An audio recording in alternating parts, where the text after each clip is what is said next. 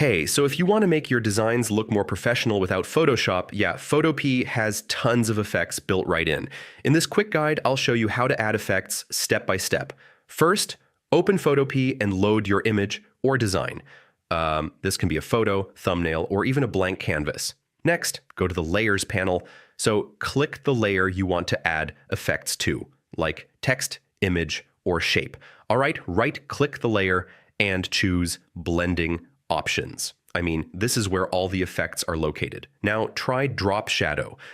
This adds depth and makes your object stand out from the background.